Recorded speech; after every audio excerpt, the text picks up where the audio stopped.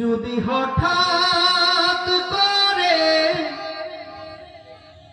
পাও খবর পরপারে দিয়েছি বাড়ি,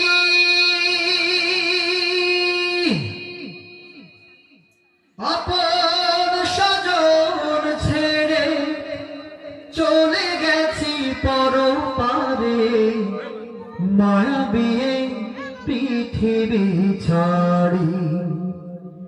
যদি হঠাৎ করে পাও খবর পরপারে দিয়েছি বাড়ি,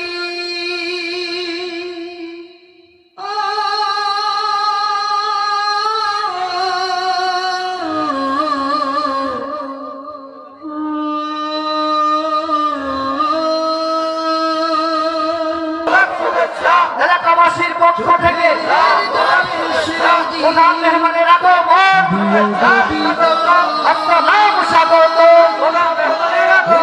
লিল্লাহি তাকবীর, লিল্লাহি তাকবীর।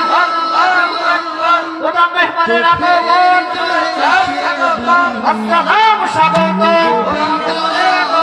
মাহফিল পক্ষ থেকে, এলাকাবাসীর পক্ষ থেকে লিল্লাহি তাকবীর। فله بالحق بشيرا ونذيرا وداعيا إلى الله بإذنه وسراجا منيرا. فقد قال الله تعالى في كلامه المجيد والفرقان الحميد: أعوذ بالله من الشيطان الرجيم. بسم الله الرحمن الرحيم. إن الله وملائكته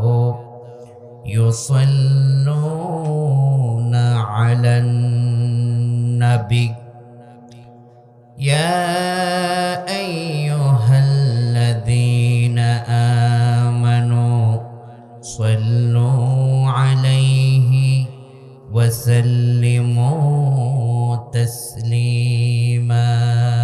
اللهم أجر ব্যথা বেদনার পরে ফিরে আসনি তুমি আপন ঘরে,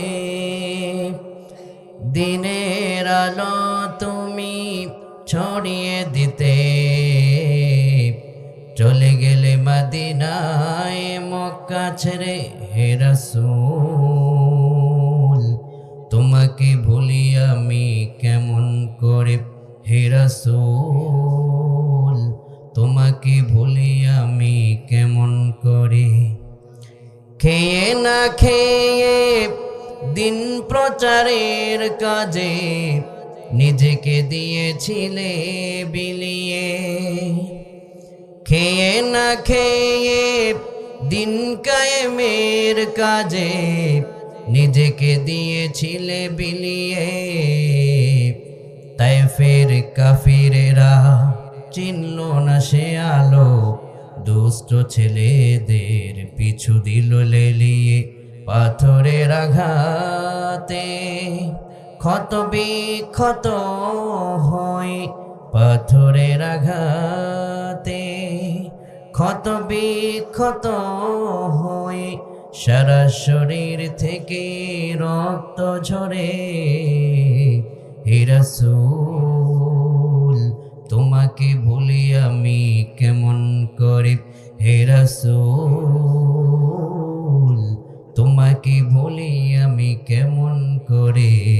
বালাগাল উলা বিকামালিহি, যতটুকু যতটুকুন সময় আপনারা ধৈর্য সহকারে অপেক্ষা করেছেন, প্রতিটি অপেক্ষার সময়ে আল্লাহ পাক আপনাদের দিলকে নূর দিয়ে, কোরআনের আলো দিয়ে আলোকিত করে দিন, পড়ি আমিন। আজ আমরা মহাবিশ্বের মহাবিশ্বয় মহাগ্রন্থ কালাম থেকে কথা শুনব, বলুন ইনশাআল্লাহ।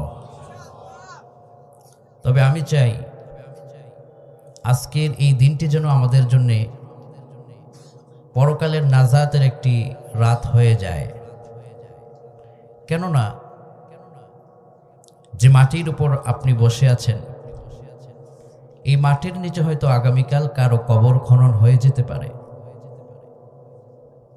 যে রাত অতিবাহিত করছি, এই রাত হয়তো আপনার আমার কারো জন্য জীবনের শেষ রাত হয়ে যেতে পারে। So how much have you taken preparation for hereafter? আমাদেরকে আজকেই পরকালের প্রস্তুতি নিতে হবে, যেন মৃত্যুর পর ক্ষমাপ্রাপ্ত হতে পারি, আল্লাহর প্রিয় হতে পারি, জান্নাতের দরজাগুলো যেন আমাদের জন্য ঠাস ঠাস করে খুলে যায়, সেরকম সৌভাগ্যবান আমরা হতে চাই, বলেন ঠিক কিনা? আমরা আজকের আলোচনা থেকে এটাই জানব, এই পৃথিবীতে 5টি আমল রয়েছে, যেই 5টি আমল যদি কোনো মানুষ মৃত্যুর আগে করতে পারে, তাহলে মরার পরে তার মাটির কবরটাকে ফুলের বাগান বানায় দিবেন যিনি, তিনি কে? আমরা কি চাই না আমাদের মৃত্যুর পর আমাদের কবরটা ফুলের বাগান হোক? রাজা, বাদশাহ, আমির যারাই কবরে চলে যায়, প্রত্যেককেই ঠান্ডা মাটিতে শোয়ানো হয়। রাজা বলে তার সঙ্গে কোটি টাকার ব্যাংক ব্যালেন্স দিয়ে দেওয়া হয় না। সো আমরা চলে যাব একদিন, দুনিয়ার চাকচিক্য একদিন শেষ হয়ে যাবে, দুনিয়ার আশাগুলো একদিন শেষ হয়ে যাবে, স্বপ্নগুলো একদিন থেমে যাবে, রওনা হতে হবে পরপারে। আল্লাহর সাথে দেখা করার জন্য প্রস্তুতি এখনই নেওয়ার সময়। আমরা আজকের আলোচনাটা এমনভাবে শুনবো, জীবনে যত ওয়াজ নসিহত শুনেছি, আজকের আলোচনাটা যেন আমাদের খুব মনোযোগ দিয়ে শোনা হয়, যেন আমরা প্রত্যেকে চাই আমাদের কবরটা জান্নাতের বাগান হোক, ঠিক কিনা বলেন? এবং এই জন্য আমল লাগবে 5টি। বলেন কয়টি আমল? এই 5টি আমল আজকে আমরা শুনবো, শিখব, বাকি জীবন করব, মৃত্যুর পরে যেন আমরা জান্নাতের মেহমান হতে পারি। আল্লাহ তৌফিক দাও, বলি আমিন। আজ রাতে যদি আপনার মরণ হয়ে যায়, সকাল ফজরের সালাতের আগে মসজিদের মাইকে আপনার মৃত্যুর ঘোষণা নেমে আসবে। আপন মানুষগুলো সকাল 6টার ভিতরে বাজারের দিকে দৌড় আরম্ভ করবে আপনার কাফনের কাপড় ক্রয় করার জন্য। তখনও পর্যন্ত দোকানদার তার দোকান খুলবে না, কিন্তু আপনার কাফনের কাপড় জন্যে আপনার আত্মীয় স্বজনেরা পেরেশানগ্রস্ত হয়ে যাবে। 7টার ভিতরে আপনাকে জীবনের শেষ গোসল দিয়ে দেওয়া হবে। 8টার ভিতরে আপনার পরনের কাপড়গুলো খুলে কাফনের কাপড় আপনার দেহের ভিতরে পরিয়ে দেওয়া হবে। 9টার ভিতরে আপনার লাশকে ধরে ধরে জানাজার ময়দানে নিয়ে যাবে। 8টার ভিতরে মহামান্য ইমাম সাহেব জানাজা পড়ায় দেবে। এরপরে 10টার পর 11টার ভিতরে আপনার জানাজা পড়ার পরে আপনার লাশটাকে বহন করবে তারা যারা এই দুনিয়ায় আপনার অতি আপন। হয়তো বাবার লাশটা বহন করবে তার সন্তান, সন্তানের লাশটা বহন করবে হয়তো তার বাবা, ভাই বহন করবে, আত্মীয় স্বজনেরা জানাজার খাটটাকে বহন করবে। এভাবে করে জানাজার খাটিয়াকে বহন করে তারা কবরের দিকে নিয়ে যাবে। 2 জন মানুষ কবরে নামার পরে আপনি যেই মানুষটা এই পৃথিবীর বুকে যখন ঘুমাতে যান, দামি একটা খাটের উপরে আপনি ঘুমান, এই দামি খাট সেখানে থাকবে না, বিনা খাটে আপনার দেহটাকে নামিয়ে দেওয়া হবে। আপনি যে ঘরে ঘুমান দরওয়াজা আছে, জানালা আছে, কিন্তু কবর নামক ঘরের কোনো দরওয়াজাও নাই, জানালাও নাই। চারিদিক থেকে শুধু মাটি আর মাটি। উপর দিক থেকে একটু পরে আপনাকে মাটি চাপা দিয়ে দেওয়া হবে। এরপর একজন মানুষ আপনার কবর থেকে উঠে যাবে, শুধু আরেকজন মানুষ আপনার লাস্ট মুহূর্তে আপনার কবরের উপরে মাটি দেওয়ার জন্য প্রস্তুতি নেবে। ইতিমধ্যেই সব প্রস্তুতি সম্পন্ন হয়ে গেলে মানুষ মাটি দেওয়া শুরু করবে। যারা আপনার অতি আপন ছিল, যাদের সঙ্গে আপনি একসঙ্গে বাজারে গিয়েছিলেন, একই বিছানায় যাদের সঙ্গে বসে খাওয়া দাওয়া করেছেন, খাবারের টেবিলের আশেপাশের মানুষগুলো আপনার দুনিয়ায় রয়ে যাবে, আপনি থাকবেন না। এভাবে করে যখন আপনাকে শেষ মুহূর্তে মানুষেরা মাটি চাপা দেওয়া শুরু করবে, সবাই যখন মাটি সম্পন্ন করে দূরে দাঁড়ায় থাকবে, একে অপরকে বলবে এটা হচ্ছে অমুকের মাটির কবর। বিশ্বনবী বলেন, যদি তোমার ভিতরে এই 5টা আমলের চিহ্ন পাওয়া যায়, দূর থেকে লোকেরা দেখবে মাটির কবরে তুমি শুয়ে আছো, কিন্তু তুমি আল্লাহর বান্দা কবরের মাটির কবরে শুয়ে দেখবে মাটির কবর মাটি নাই, জান্নাতের বাগান হয়ে যাবে। এজন্য আল্লাহর হাবিব কয়, তাদখুলুল জান্নাতা বিসালাম। আহারে ওই মানুষটাই সবচেয়ে সৌভাগ্য, ওই মানুষটাই সবচাইতে কপালওয়ালা, যে মানুষটার লাশ কবরে রাখলে নিরাপদে নির্বিঘ্নে আল্লাহর জান্নাতে ঢুকতে পারে। এজন্য আল্লাহর হাবিব বললেন, 1 নম্বর আমল হলো প্রতিদিন প্রতি মানুষকে সূরাতুল মুলকের আমল করা লাগবে। বলেন কোন সূরা? সকলে বলুন কোন সূরা?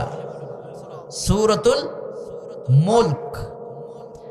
এই সূরাটা অতীব গুরুত্বপূর্ণ একটি সূরা। বিশ্বনবী কয়, ইন্না সূরাতাম মিনাল কুরআন 30 আয়াহ শাফাআত লিরাজুলিন হাত্তা গুফিরা লাহু ওয়া হিয়া সূরাতু তাবারাকাল্লাযী বিয়াদিহিল মুলক। বিশ্বনবী কয়, কোরআনের ভিতরে 30 আয়াত বিশিষ্ট একটা সূরা তোমাদেরকে দেয়া হয়েছে। এই সূরাটা হলো তোমাদের পরম বন্ধু। যারাই তেলাওয়াত করবে, কবরে তার লাশ রাখা মাত্রই তার তামাম জিন্দেগির 70-80 বছরের গুনাহ আল্লাহ মাফ করে দিবে। বিশ্বনবী উমদাতুল কারি শরহে সহিহুল বুখারীতে বদরুদ্দিন আইনি একটি তাশরীহ করেছেন। বিশ্বনবী একজন সাহাবার বাড়িতে বেড়াতে গেলেন। বেড়াতে যাবার পরে নবীজি বললেন, তোমরা বাড়িওয়ালারা কোথায়? বাড়িওয়ালা আসলো তার সন্তানদেরকে নিয়ে। বিশ্বনবী বললেন, তোমরা কি প্রতিদিন সূরাতুল মুলকের আমল করো নাকি? লোকটি বললেন, হুজুর না না করি না। আল্লাহর হাবিব বললেন, আমার সঙ্গে ওয়াদা দাও, এই আমলটা আজকের পর থেকে তেলাওয়াত শুরু করে দিবে, তো তারপরে আমি বিশ্বনবী তোমার ঘরের মেহমান হব। সাহাবী বললেন, ইয়া রাসূলুল্লাহ, এই ছোট্ট 30 আয়াত বিশিষ্ট সূরাটাকে আপনি এতটাই গুরুত্ব কেন দিলেন? রাহমাতুল লিল আলামিন নবীজি বললেন, এই সূরাটা শুধুমাত্র সূরা নয়, বরং এই সূরা হলো কবরের অন্ধকারের সাথী। ভাই যখন মারা যায়, ভাই তার কবরের সাথী হয় না। বন্ধু যখন মারা যায়, বন্ধু তার বন্ধুর কবরের সাথী হয় না। বাবা যখন মারা যায়, সন্তান তার পিতার সঙ্গী হয় না। পৃথিবীর যতই আপন হোক, মারা গেলে পরে কেউ কারো কবরের সঙ্গী হয় না, সঙ্গে যেতে চায় না।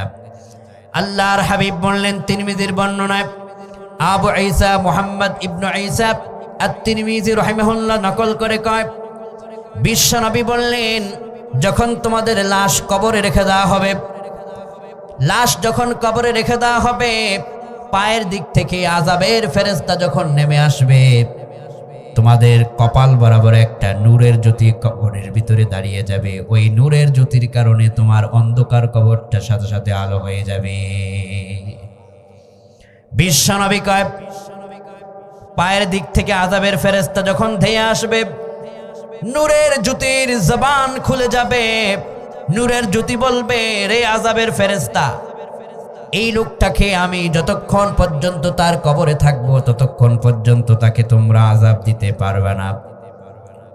আযাবের ফেরেশতা বলবে, তুমি কে? তোমার এত পাওয়ার যে তুমি আমাকে আযাব দেওয়ার জন্য নিষেধ করে যাচ্ছ? সূরা মুলকের জবান সেদিন আল্লাহ পাক খুলে দিবেন। মুলক তখন বলবে, আনাল কোরআন, আমি হলাম আল্লাহ রব্বুল আলামিনের সূরাতুল মুলক, কোরআন। কোন সুবহানাল্লাহ। বিশ্বনবী বলেছেন, হিয়াল মানিআতু হিয়াল মুনজিয়াতু তুনজিহি মিন আযাবিল কবর। রে দুনিয়ার মানুষেরা, এই আল্লাহর কালামের সঙ্গে যখন তোমাদের সম্পর্ক হয়ে যাবে, আযাবকে প্রতিবন্ধকতা সৃষ্টি করবে, আযাবের মোড় থেকে তোমাদেরকে কেড়ে টেনে সূরাতুল মুলক তোমার কবরটার ভিতরে একটা নূরের জ্যোতি জ্বালায় তোমাকে জান্নাতের মেহমান করে দিবে। এজন্য সূরাতুল মুলকের আমল করার দরকার আছে না নাই? এখানে আমরা যারা বেঁচে আছি, আজ এখানে বসে আল্লাহর কোরআন শুনছি, কাল রাত পর্যন্ত বেঁচে থাকবো, তার কোনো গ্যারান্টি পৃথিবীর কেউ দিতে পারবে না, ঠিক কিনা? কোন একদিন মাটির ভেতরে হবে ঘরে, মন আমার কেন বান্ধ দালান ঘর? রে মন আমার কেন বান্ধ দালান ঘর? প্রাণ পাখি উড়ে যাবে পিঞ্জর ছেড়ে, ধরা ধামে সবই রবে, তুমি যাবে চলে। প্রাণ পাখি উড়ে যাবে পিঞ্জর ছেড়ে, ধরা ধামে সবই রবে, তুমি যাবে চলে। ও তোমার বন্ধু বান্ধব যত, মাতা পিতা দ্বারা শত, ও তোমার বন্ধু বান্ধব যত, মাতা পিতা দ্বারা শত, সকলে হবে তোমার পরে। মন আমার কেন বান্ধ দালান ঘর?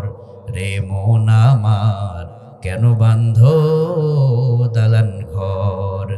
একদিন মাটির ভেতরে হবে ঘরে, মন আমার কেন বান্ধ দালান ঘর? চিল্লা এখন ঠিক কিনা? দালান করেন আর বাড়ি করেন, বিশাল অট্টালিকার ভিতরে ঘুমান, মরার পরে কিন্তু লাস্ট স্টেশন হবে আপনার মাটির কবর। যেই ঘরের কোনো দরওয়াজা নাই, যেই ঘরের কোনো জানালা নাই, একা একা কবরে রেখে চলে আসবে। বিশ্বনবী কয়, যখন মা তার সন্তানের সাথী হয় না, বন্ধু তার বন্ধুর সাথী হয় না, হিয়াল মানিআতু হিয়াল মুনজিয়াতু তুনজিহি মিন আযাবিল কবর। পৃথিবীর কেউ যখন তোমার কবরে সাথী হবে না, মনে রেখো আল্লাহর কালাম সূরাতুল মুলক তোমার কবরের বন্ধু হয়ে যাবে। কোন সুবহানাল্লাহ।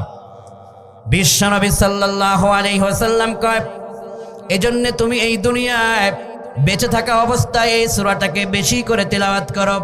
পড়েন আমার সাথে, তাবারাকাল্লাযী বিয়াদিহিল মুলকু ওয়া হুয়া আলা কুল্লি শাইইন কাদির, আল্লাযী খালাকাল মাউতা ওয়াল হায়াতা লিয়াবলুয়াকুম আইয়ুকুম আহসানু আমালা ওয়া হুয়াল আজিজুল গফুর।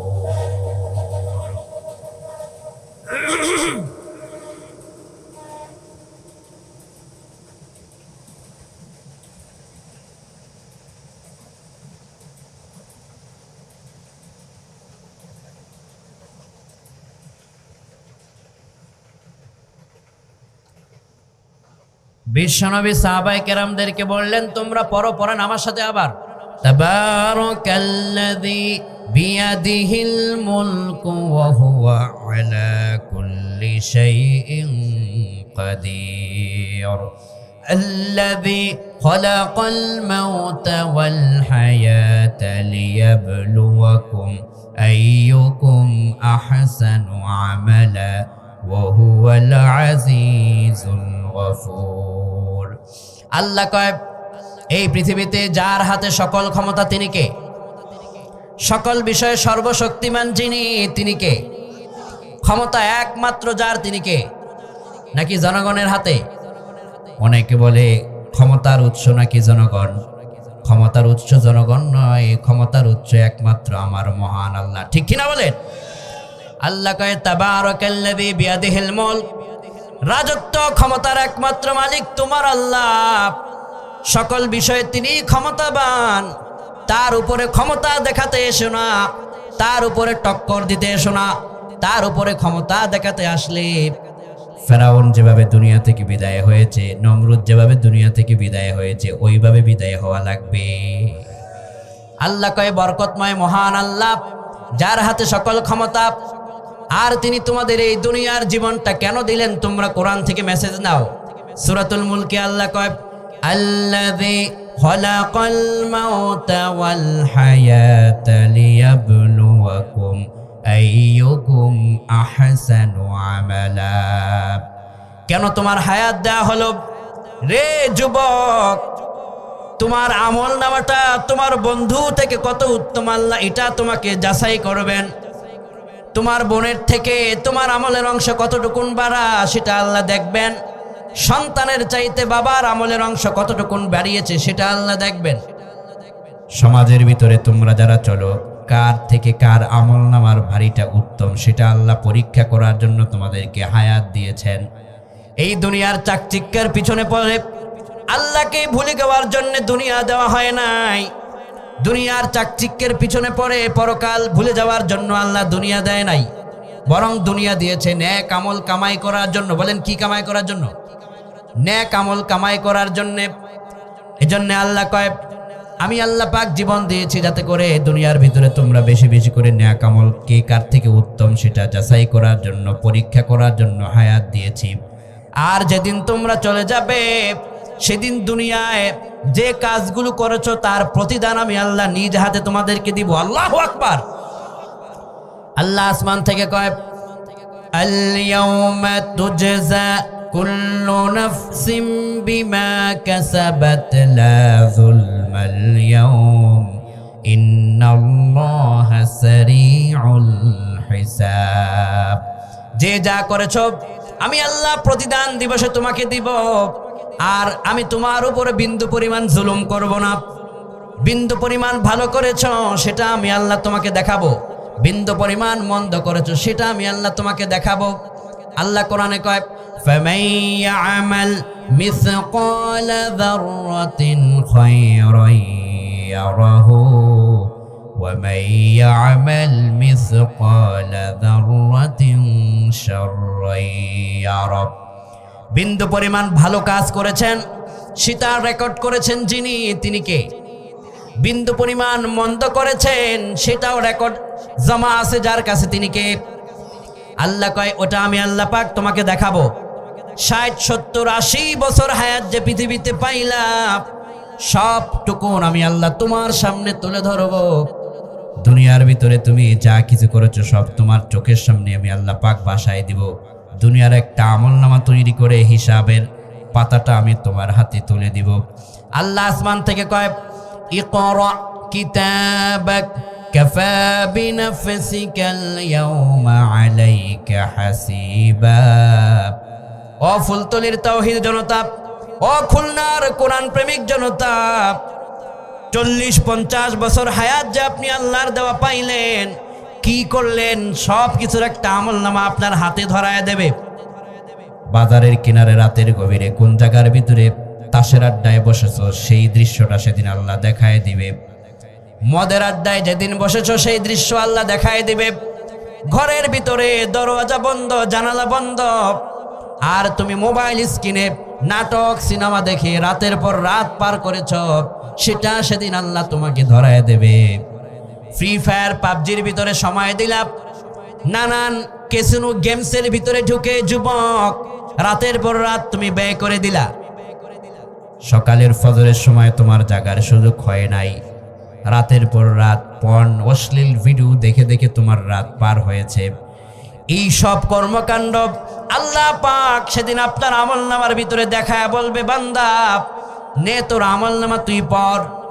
যখন বান্দাকে আমল নামা দেয়া হবে, বান্দার জবান দিয়ে একটা অলৌকিক আওয়াজ বেরিয়ে যাবে। সে কথাটা আল্লাহ কোরআনের ভিতরে কোট করেছেন। সেদিন আপনি বলবেন, মা লিহাদাল কিতাবি লা ইউগাদিরু সগীরাতান ওয়ালা কাবীরাতান ইল্লা আহসাহা। সেদিন আপনি বলবেন, কি আশ্চর্য কিতাব, ছোট্ট একটা গুনাহ করলাম বাদ পড়লো না, আবার বড় একটা গুনাহ করলাম এটাও বাদ পড়লো না। আল্লাহ চাইলে তো আমার ছোট্ট ছোট্ট গুনাহগুলো বাদ দিতে পারতেন। আল্লাহ পাক তখন বলবেন, ফালইয়াউমা লা তুযলামু নাফসুন শাইআও ওয়া লা তুজজাউনা ইল্লা মা কুনতুম তা'মালুন। ও বান্দা, আমি আল্লাহ তো বাদ দেওয়ার জন্য আমলনামা তৈরি করি নাই, যা করেছো সব এখানে লিখা হয়ে গিয়েছে। আল্লাহু আকবার। রাজারা দাঁড়িয়ে যাবে, বাদশারা দাঁড়িয়ে যাবে, আমির দাঁড়িয়ে যাবে, ফকির দাঁড়িয়ে যাবে, আমরা সবাই সেদিন আল্লাহর সামনে দাঁড়িয়ে যাব। সবাই দাঁড়িয়ে যাব। এখানে আমরা যারা আছি, আপনার পরিবারের প্রতিটা সদস্য দাঁড়িয়ে যাবে, প্রতিটা রাজা বাদশা দাঁড়িয়ে যাবে।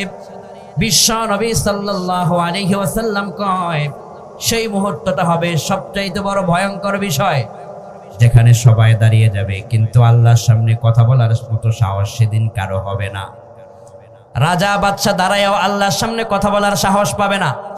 এই দুনিয়াতে 2 দিনের ক্ষমতা পাইয়া যারা ইসলামের বিরুদ্ধাচারণ করো, তোমরা শুনে নাও, রাজারা দাঁড়ায় যাবে, বাদশারা দাঁড়ায় যাবে, আল্লাহর সামনে উফ শব্দ করার মতো ক্ষমতা সাহস সেদিন কেউ পাবে না। আল্লাহু আকবার বলেন।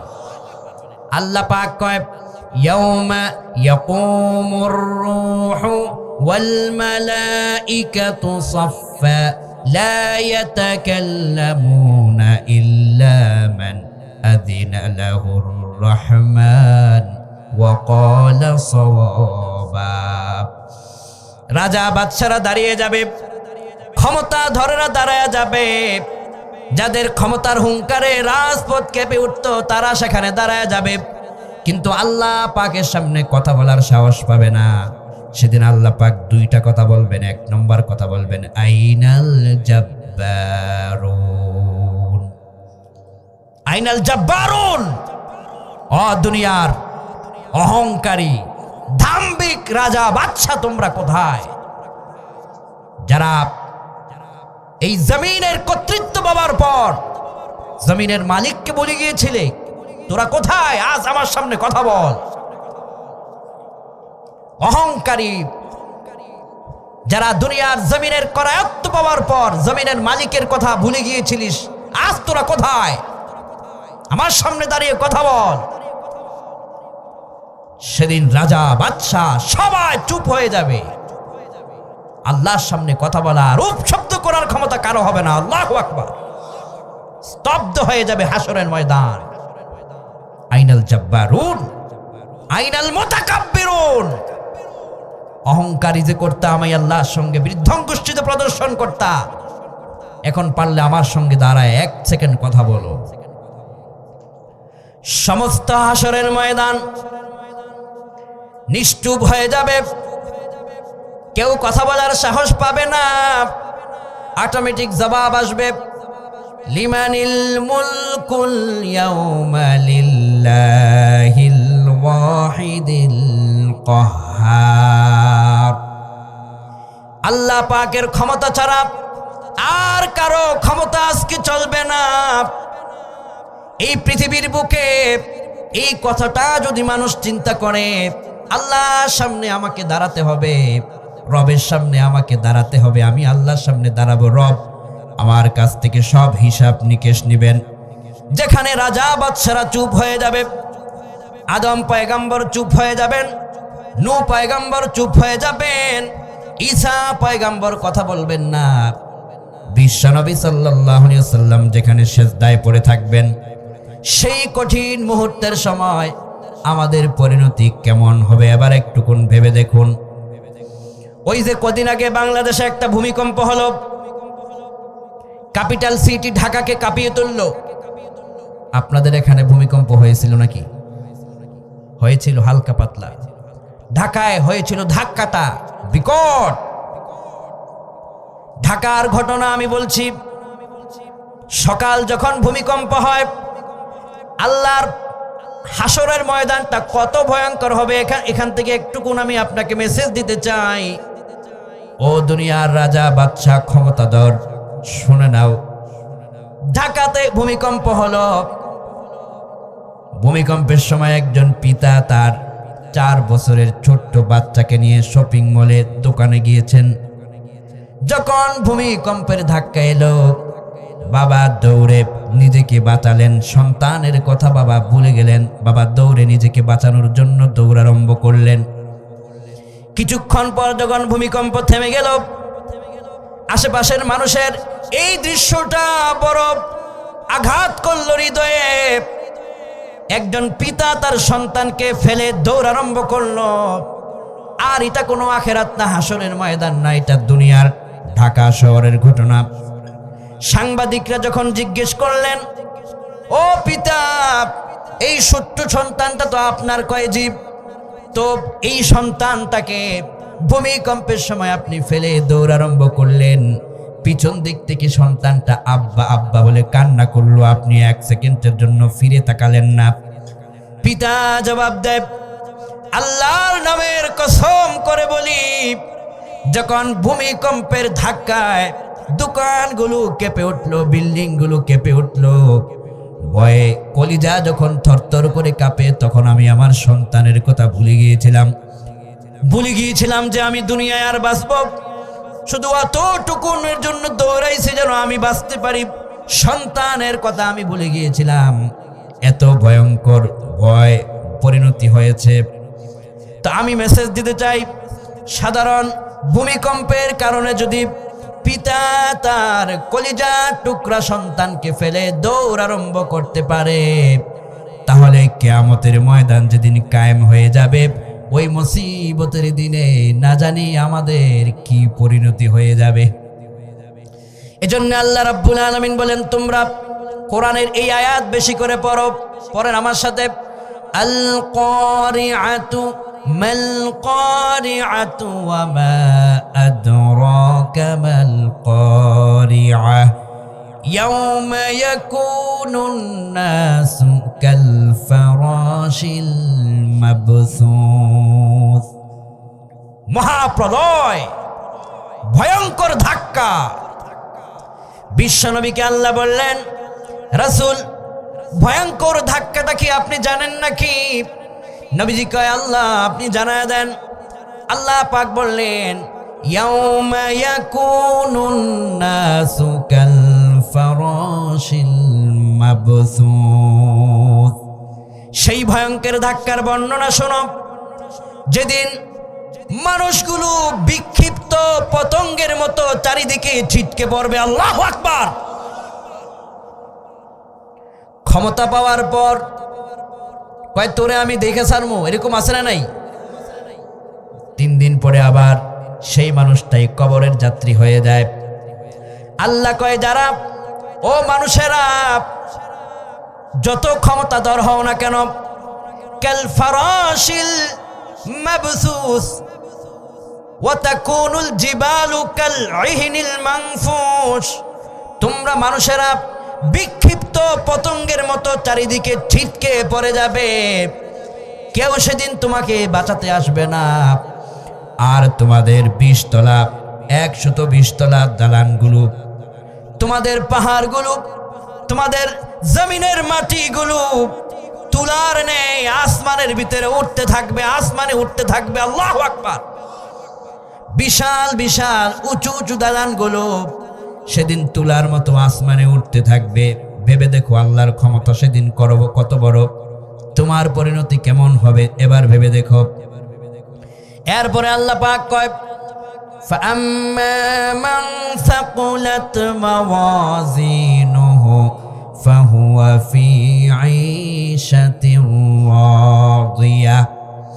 আমলনামা যখন দেয়া হবে, দাড়ি পাল্লায় যখন ওজন দেয়া হবে, যদি আমলনামার সংখ্যা বেড়ে যায়, নেক আমল যদি তোমার বেশি হয়ে যায়, তো তোমার জন্য সারপ্রাইজ, ফাহুয়া ফি আইশাতির রাদিয়া।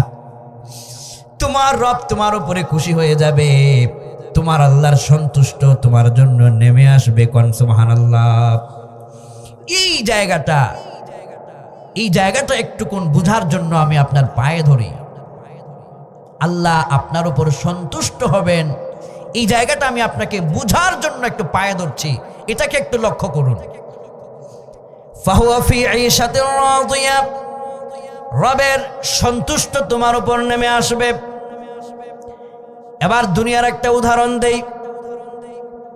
কেউ যদি আজকে তার পার্সোনাল নাম্বারে যদি মেসেজ পায় বর্তমান বাংলাদেশের প্রেসিডেন্ট তাকে আগামীকাল সকাল 10টায় তার বাসভবনে আমন্ত্রণ করেছে, রাষ্ট্রীয়ভাবে তাকে মর্যাদা প্রদান করা হবে। যখন লোকটা এটা শুনবে, সকালবেলায় তড়িঘড়ি করে সে সুন্দর করে সেলুনে যাবে, পরিপাটি হবে, তার দামি ব্লেজার দামি কাপড়গুলো সে পরিধান করবে, দামি পারফিউম ইউজ করবে, সে অত্যন্ত পরিপাটি হয়ে সে খুশি আনন্দ চিত্তে সে রওনা করবে। কথা ঠিক কিনা?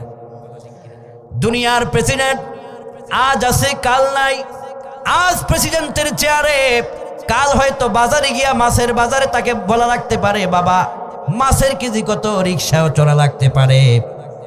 দুনিয়ার সামান্য মানুষ প্রেসিডেন্ট হয়ে যদি তোমাকে ইনভাইট করে, তোমার যদি এতটা খুশির হৃদয় অনুভূত হয় যে আল্লাহ রাব্বুল আলামিন রাজার রাজা বাদশার বাদশাহ মহান আল্লাহ রাব্বুল আলামিনের সন্তুষ্টি তোমার উপর সেদিন নেমে আসবে, শোনো ওই চিত্রটা নাজারি তোমার জন্য কত আনন্দের হবে। কোন সুবহানাল্লাহ।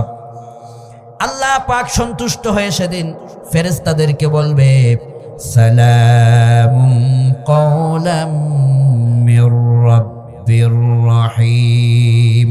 এতদিন তো তোমরা দুনিয়ায় মানুষকে সালাম দিয়েছো, আজকে আমি আল্লাহ পাক তোমাদের নেকের ওজনটা ভালো হওয়ার কারণে আমি আল্লাহ রাব্বুল আলামিনের পক্ষ থেকে তোমাদের সবাইকে সালাম বলা হলো। কোন সুবহানাল্লাহ। আল্লাহ সালাম দিবে, আল্লাহ পাক আপনাকে সালাম দিবে, এর চাইতে সৌভাগ্যের কি হতে পারে? আল্লাহ সালাম দিবে আপনাকে। সুবহানাল্লাহি বিহামদি। আল্লাহ রাব্বুল আলামিন বলেন ফাহুয়া ফি আইশাতির রাদিয়া, আল্লাহর সন্তুষ্টি তোমার উপর নেমে আসবে, জান্নাতের দরজাগুলো তোমার জন্য ঠাস ঠাস করে খুলে যাবে, পক্ষান্তরে যাদের আমলনামা হালকা হয়ে যাবে কি ভয়ঙ্কর পরিণতি হবে।